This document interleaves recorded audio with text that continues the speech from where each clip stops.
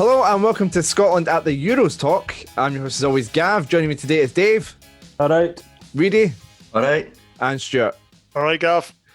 Reedy, do you prefer Matt or do you prefer Reedy? What do you go by? Go for Matt. Just stick with Matt. Matt. I'll start with you then, Matt. How are you getting on? Yeah, not bad. Got my blue envelope today, so that's a good day for me. Brilliant. Not till start of July though, so a wee bit to wait, but yeah, good day. Good. Dave, how are you getting on? I'm good. Here, Matt, you should see the size of the needle. Would you like needles? It's fucking that size. Mine's nearly went through the other side and everything. It was that. Lovely. I'm sure yours will probably be right. I didn't worry about it. Yeah. Stuart, how are you getting on? Yeah, really good. Cramming in a lot of work, so hopefully I can skive off on Friday. Definitely can skive off on Friday. So cramming it all in this week.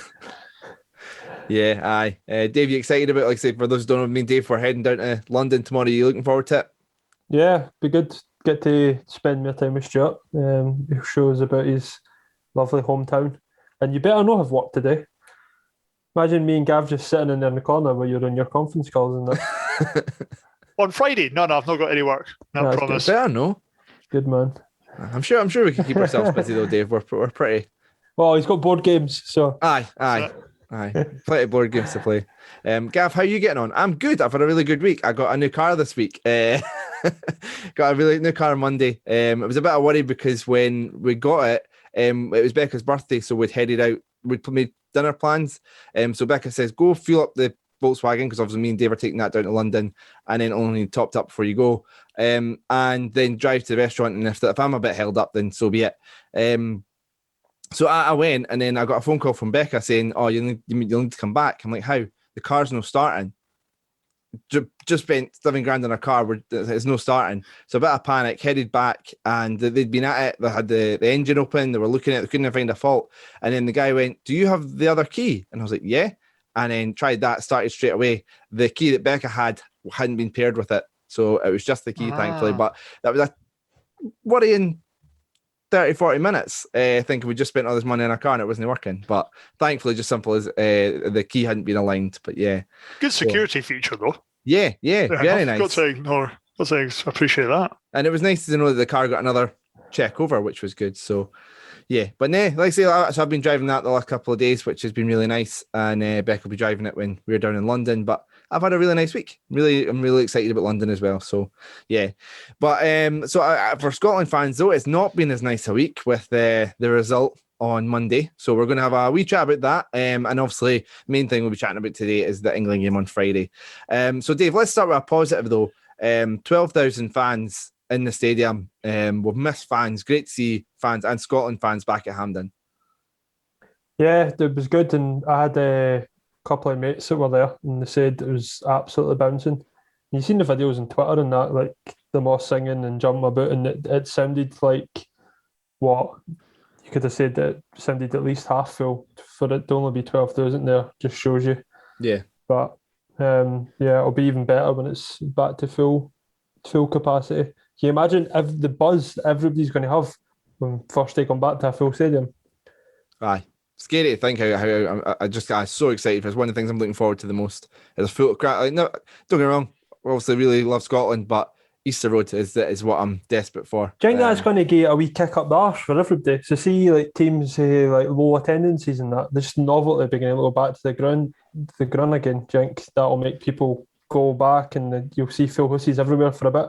Oh, absolutely. You'll have a 3-4 month bounce, and then people will probably get lethargic for it again and fall away. But yeah, the initial kind of boost all these clubs are going to receive is going to be fantastic. Yeah, everybody needs to try and like keep the fans when they get them there. Let's just say they are getting full houses and that again. They need to do something. I know ideally your team just wins all the time, but like do something match experience wise to make it like, okay, well, this is decent, good day out. I'm going to keep coming back, and it's not just like because we can again. Yeah. But anyway, yeah. So Matt, starting with you, did you get emotional with Flower of Scotland when the national anthem came on? Yeah, I did, yeah. I did shed a tear, I'm not going to lie. I did. It was very emotional because it's the first time for me ever seen Scotland in a tournament, because I'm a 2001 kid, so I wasn't around in France 98. So no, it was definitely an emotional day for me, waiting all that time. But for me, I just hope it's the start of something for Scotland, starting to qualify for tournaments, not being this bogey team, mediocre, failing to qualify for things. Hopefully it's the start of something new. Stuart, you will have more memories of Euro 98 the World Cup 98 than Matt. How did you get emotional hearing Flower of Scotland? Yeah, absolutely. I was very fortunate to meet up with a couple of good buddies of mine that are Scottish. We had the shirts on. I put my kilt on. We went down the high street into the local pub on the massive screen. And yeah, we all stood for the national anthem and sung it at the top of our voices in the pub. And it was just absolutely fantastic. Well embraced by the locals as well. Some kind of good banter going up and down the roads. So yeah, brilliant to kind of put this 23-year hiatus that we've had behind us. And as Matt said, we've got a lot of good young players coming through here. There's no reason why we shouldn't be booking our places at these tournaments for years to come. Yeah, definitely. Dave, where were you watching the game yourself? Just watched it at my mate's house.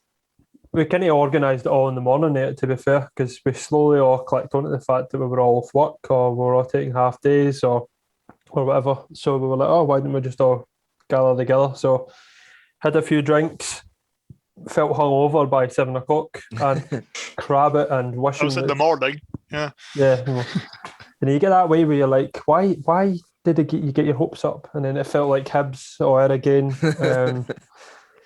And it's as you go into kind of a shite place, but then again, something happens to you. You just get yourself all up again and fucking buzzing for Wembley. Yeah. Matt, what were yourself? Where were you taking in the game? It was just in the house for me myself, but I'm glad I was by myself by just my reactions, and I just think I just pissed all the neighbours off. For England Friday, again, I'll be the same. A few drinks by myself, pissing off the neighbours. So yeah, music blasting all day. Brilliant. I was working myself. I was working till 3:30. And obviously the game was still going. I was thankfully, but I had it on at work. But it was when work finished. So then the other guy came in. I was like, I'm going to stay for an extra 15 minutes today, unpaid, but just watch the end of the game. And I had my jacket on though the way the game was going at the end, and just walked out when it finished. But yeah. But in terms of the match, like I say, Dave, start with yourself. It was a good start, to be fair. A few decent opportunities and some positive play, especially down the left-hand side. Yeah, but we looked all right. Andy Robertson probably our biggest threat on the day, but it would have been interesting to see what it would have been like if Tierney was there. Would they have been able to bomb more forward even more? Like, almost certainly. So the biggest thing for me about Saturday, was it Saturday? Monday. It was Monday. Fuck me. The biggest thing for me on Monday, I tell you I did a few beer, was I felt like when the starting lineup came out, the kind of mood changed a wee bit because everybody kind of got a wee bit more worried and a wee bit more tense. So it went from being like buzzing to being like really nervous, especially with Che Adams not starting. And I think you seen that as the first half was progressing. Like the ball wasn't sticking up front as much. Like Christie for me wasn't doing enough. And Dykes was kind of isolated a wee bit, or the ball was going up to him and it was just hitting off him, and it just that was the bit that I felt it wasn't working. Stuart, I mean, Dave mentioned Robertson there. Definitely the best chance of the first half felt to Robertson. Straight at the keeper though. Yeah, I don't know what he tried to do, just kind of blast the top corner, make everything extremely spectacular, but what a difference that could have been. Certainly in the pub screaming at it, hit it low. Keeper's got far less chance of getting to that. But there was still a lot of positives to take from that first half. Totally agree with what Dave was saying with regards to Lyndon Dykes. I know we're going to get onto him and talking a lot more detail about him, but he's definitely somebody that needs someone up there with him to kind of get all that dirty, ugly work that he has to do, get that working well for us. And that's where we've seen the benefit from Scotland in the past. But just Christie wasn't it for me on Monday, I'm afraid. Matt, you spoke about your neighbours hearing you and your reaction to the game. Are you able to compose yourself and give your thoughts on the first goal in a calm, composed manner? Kind of. I mean, I think the first thing is O'Donnell is too slow out. to get to the cross. I think Steve Clark came out today and said we need to sort of relax on the criticism that O'Donnell got. I saw someone posted it. But O'Donnell is just far too slow out. I mean, don't get me wrong, the headers, it's a fantastic header. He rose the highest, can't do anything about it. But I think the defending leading up to the cross, there needs to be more done with it. It needs to be more organised. Dave, you're gonna. I was just looking for anybody to blame and was getting annoyed at Hanley, but you kind of stood up for Hanley in terms of the specifics for the goal. Yeah, I thought Grant Hanley was decent. In the lead up to the goal, like the first half, that he was composed at the back, wasn't panicking at all. And for the goal, like they're both attacking the ball, and the boy just gets a better leap in him. But he's a player that's went for how much through his career? Did move to somewhere for 40 million? So at the end of the day, it's a brilliant header. The problem, at the end of the day, you can lose an aerial battle, and it's nobody's fault. Do you know what I mean? You're not guaranteed to win every aerial battle. The problem was letting the ball. Like, he had so much time to get the ball in the box. O'Donnell should have went out earlier. But even at that, though, like if he had went out earlier, he probably still wouldn't have been able to stop the cross. But he'd have maybe made the guy rush it a wee bit more, rather than, because the boy had ages.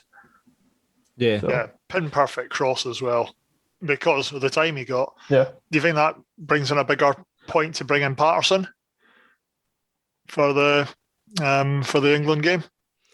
Potentially. I mean, I don't know. I think it's hard with Patterson. Obviously, he must have something if he's been, playing for getting games for Rangers. But like we spoke about, I'm sure when we were talking about the Young Player of the Year award, he was nominated for it and he played 7 league games for Rangers. Let's not get carried away. He's still a young laddie. I know a few decent performances in Europe and stuff, but a lot of them came at right midfield as well.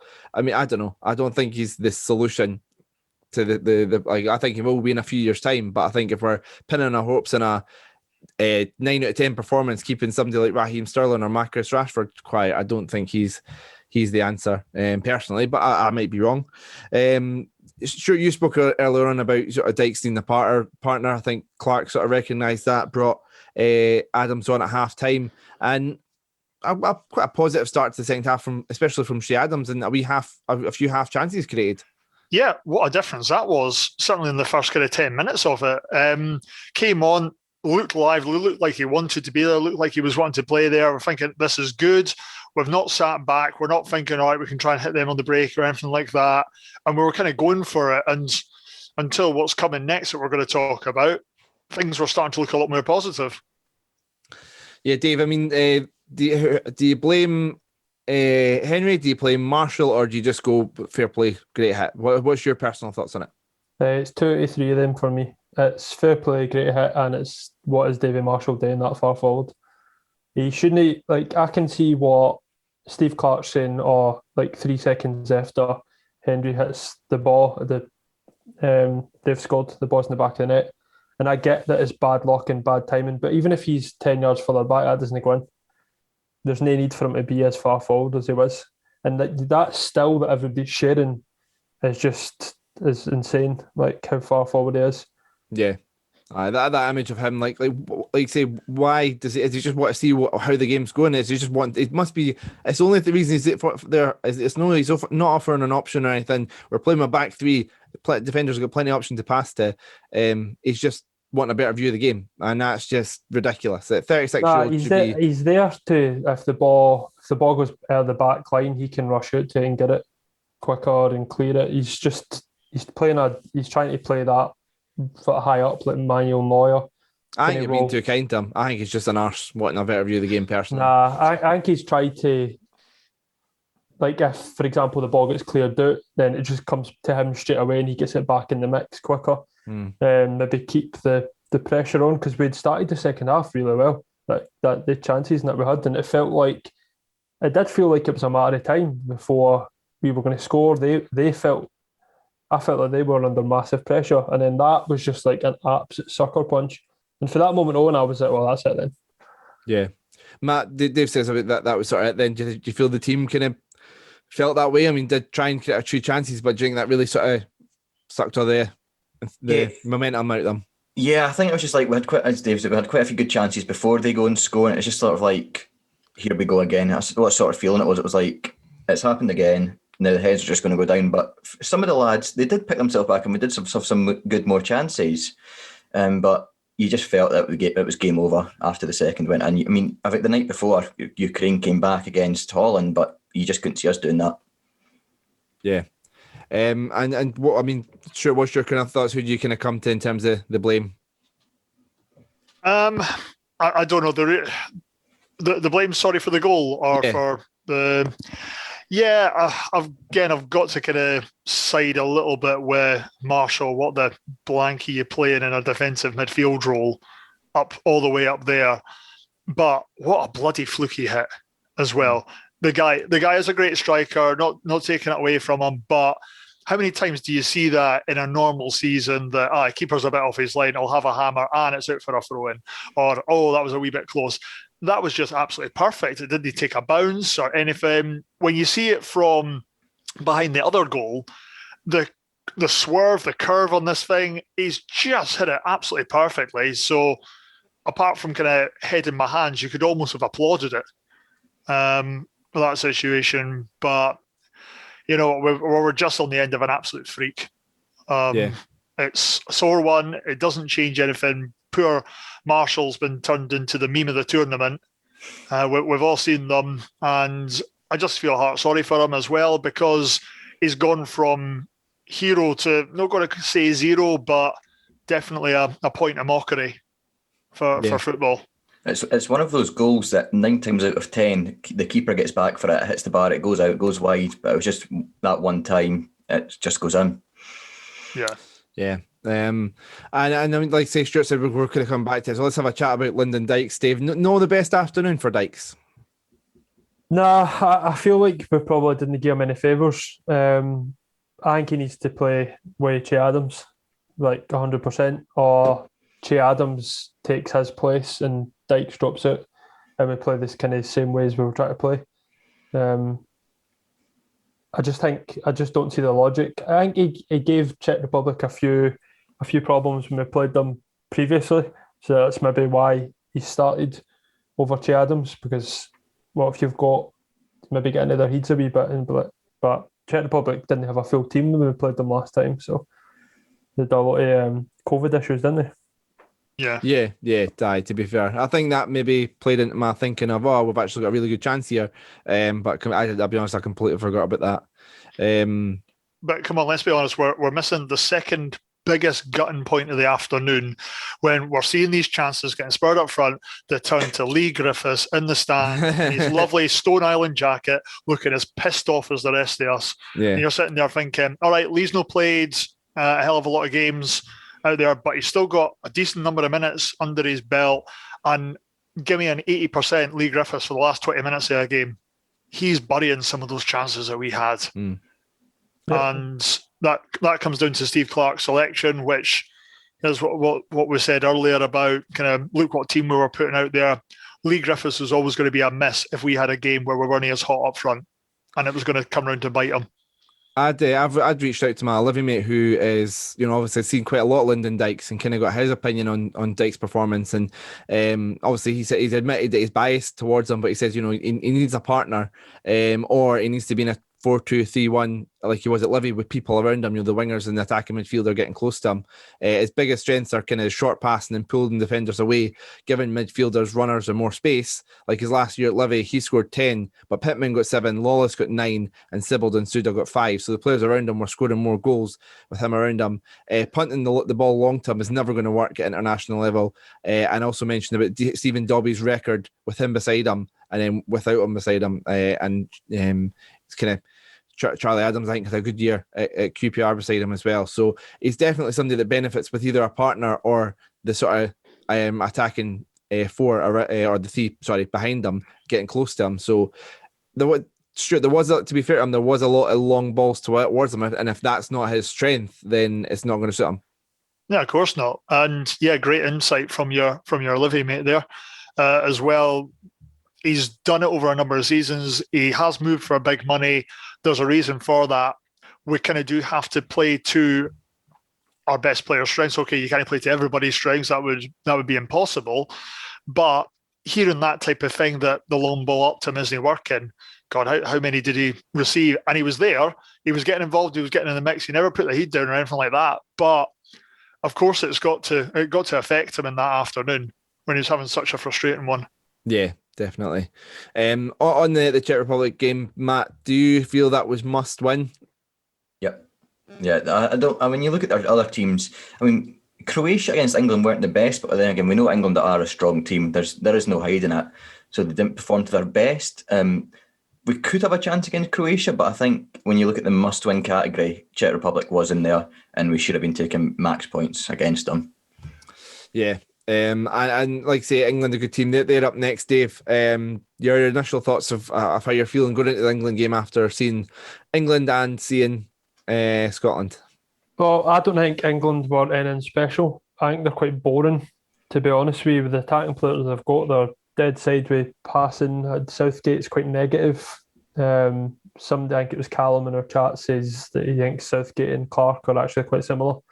But I think it gives me the fear a wee bit when I think about like some of the attacking players that they have got, and if they just turn on that wee bit of magic, then I think we're fucked. If I'm being honest with you. But what do I think? You asking my prediction now, or doing that in a bit?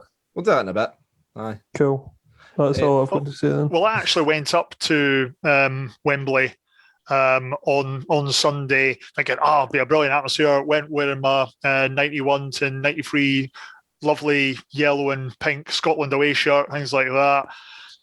Again, a wee bit of banner. It was like a bloody library going up to Wembley. You came out the train station, you saw the arches, the sun was basking in it. I know I'm going to have to hand in my supporters badge to the Tartan Army. Wembley is a phenomenal stadium. It's a great walk up. It's night and day from coming out of Mount Florida, I've got to be honest.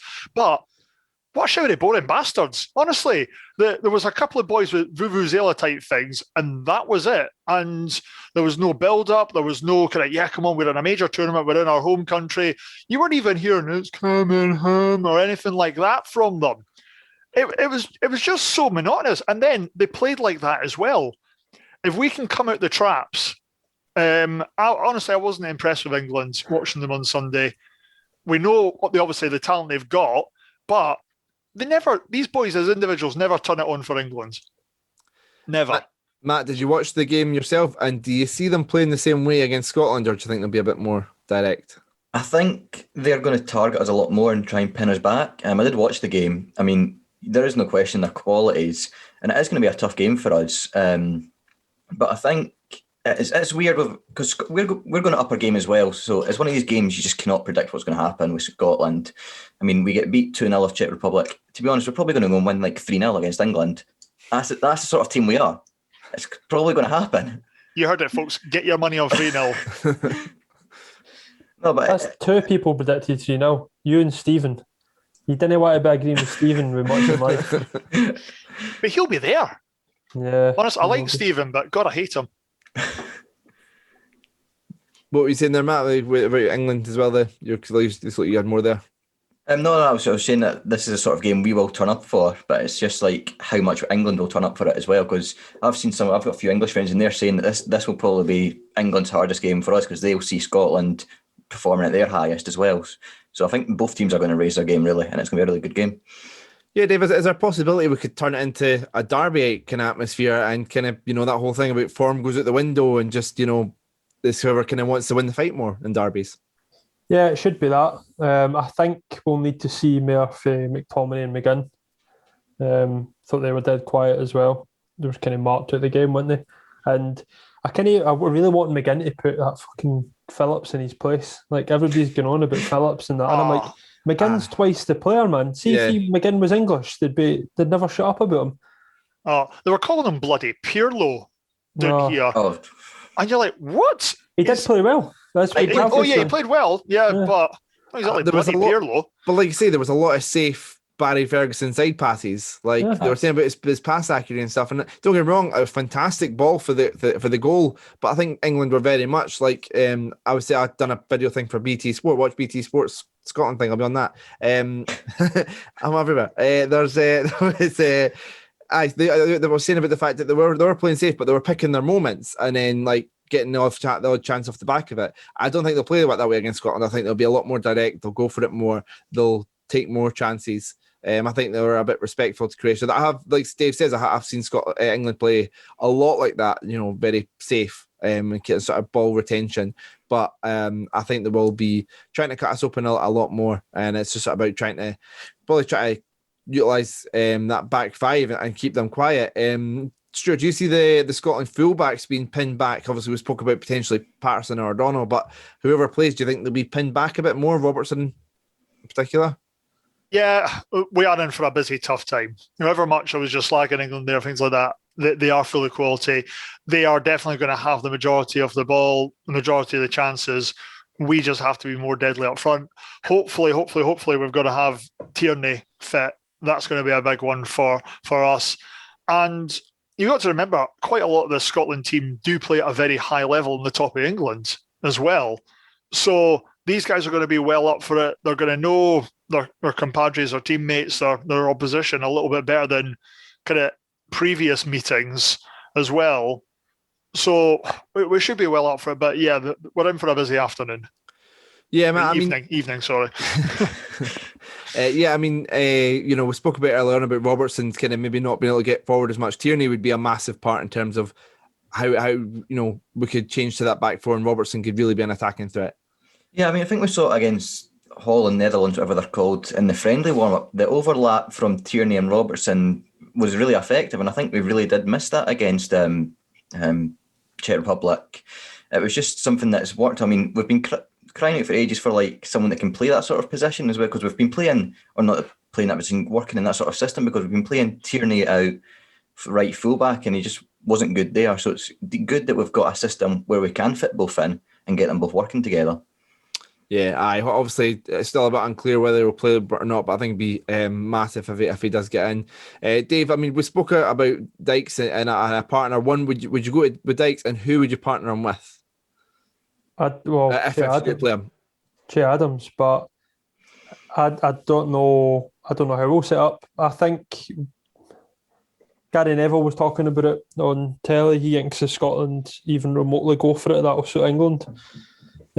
So it just depends how positive Steve Clarke wants to be. There's your answer. Yeah, that's the thing. I've no idea what's the best system. In an ideal world, I would play Che Adams and Dykes.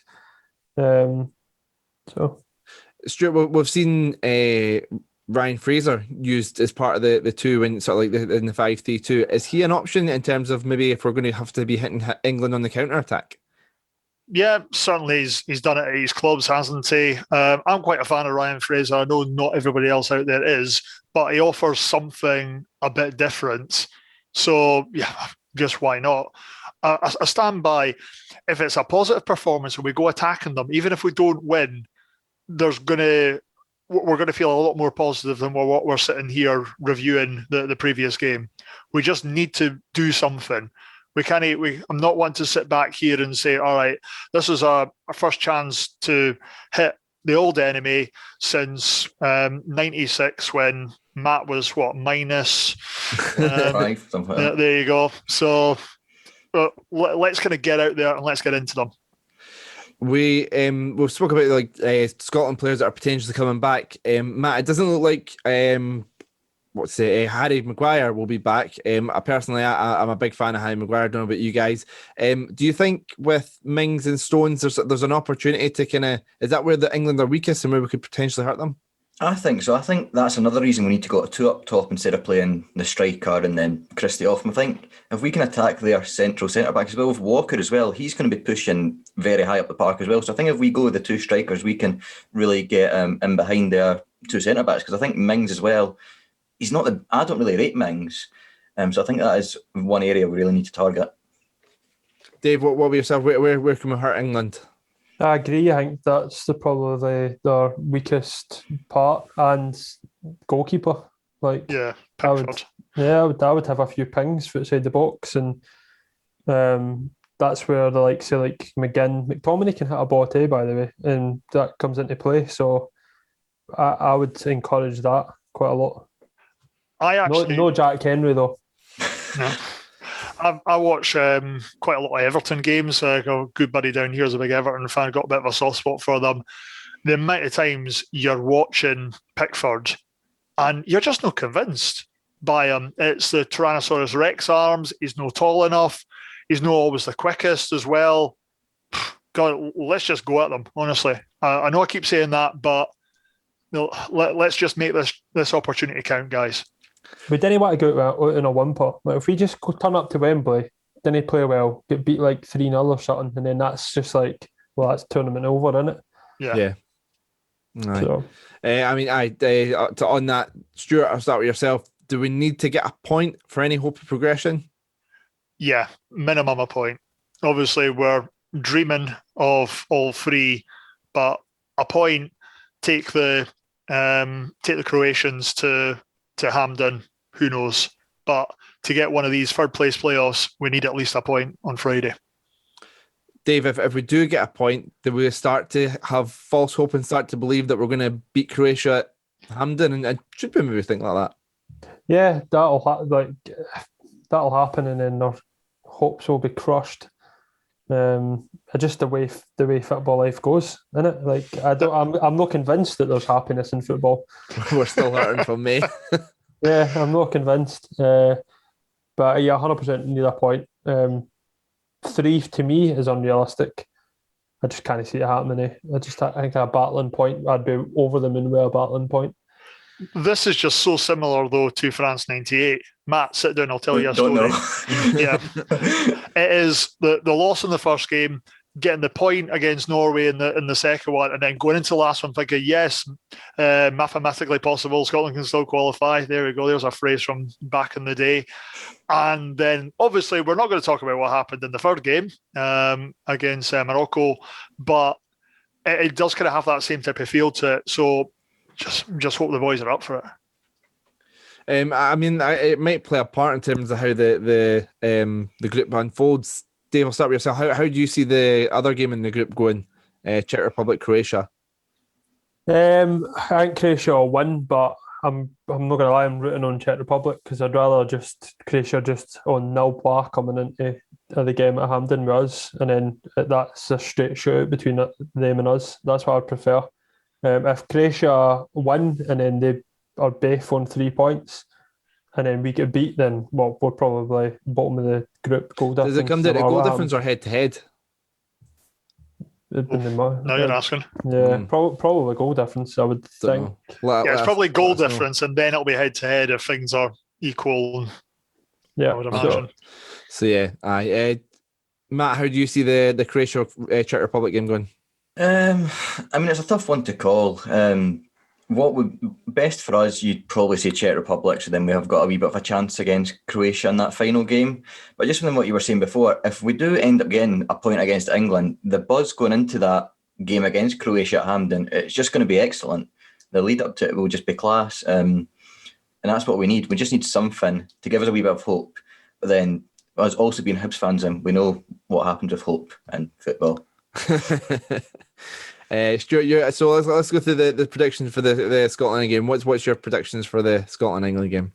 Are we allowed to do a heart and a head one? Yeah. Let's do it. Let's have heart and a head. Thank God. The heart's telling me we are going to do it. We are going to shock the world. We are going to win 1-0 in the spawniest game at all time. But by God, I'll take it. Head, if you were giving me a tenner, I'm going to say 1-0. Matt? Heart says 3-0 Scotland, Nisbet hat-trick, and head says 2-2. Dave? Fucking hell, I'm going to say... I know you're going to be a lot more selfish than myself. Oh, dearie me. So, my heart saying 1 each. I think that's probably the best outcome that I can even dream of. I think I'm deluded if I think otherwise, and I'm lying to myself. And my head says they'll beat us 3-0. Yeah. I was going to go heart 2-1 Scotland and head 3-0 England. Yeah.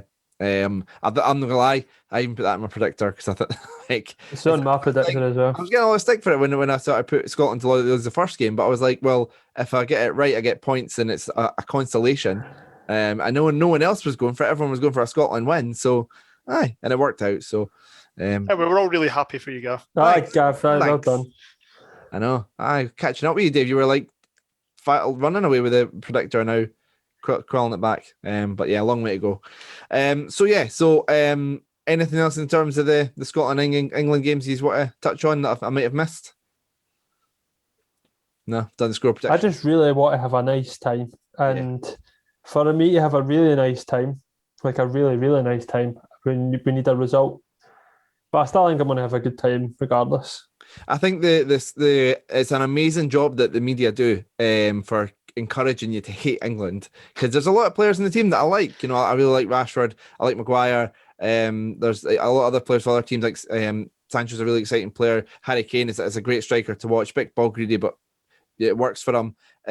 So that's actually, I don't actually dislike the players that much, but the media, like, as much as he makes some good points, that Simon Jordan on TalkSport was saying a couple of weeks ago, and it's like he's not even giving Scotland a sniff, and just so disrespectful. And just, you know, there's so much of it. You just watch that and you go, ugh. So yeah, they help you hate England. Stuart, I mean, you live down there. It must be how are they? Oh yeah, I'm a pilgrim in an unholy lands, mate. I don't know if I was that offended by the Simon Jordan stuff, because on the flip side of that coin, it really annoys me when the English say, "Oh, I just want all the home nations to do really well." No, fuck off. I'm not saying it in return to you. I hope you get pumped. Yeah. Full stop. Don't care if you're playing Scotland or whatever. I'm always going to say that. But yeah, we've not quite got the normal tournament buzz, whether it's because you're hearing the less people with tickets. If you go to a bar, there's obviously, you're not getting the mass kind of influx of people. They all have to be tables. It's all table service, things like that. So there's really not as big a bounce going about as what you would normally have.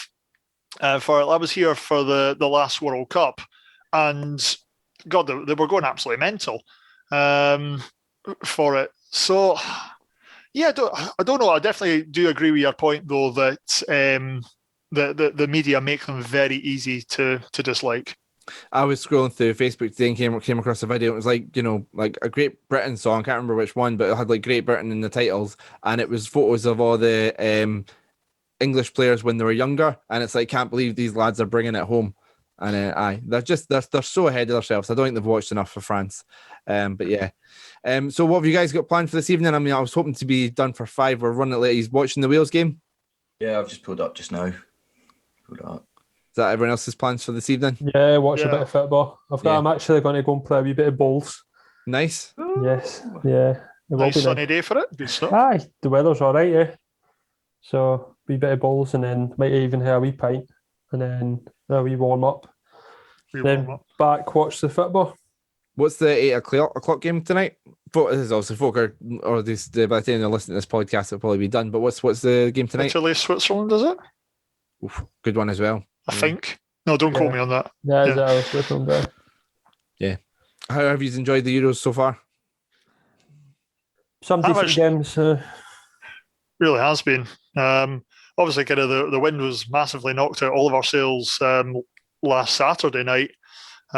Watching Finland Denmark, that was just unbelievable. And however much we've spent the best part of 40 minutes whinging about Scotland, there are bigger things out there, and it's obviously great to see the pictures.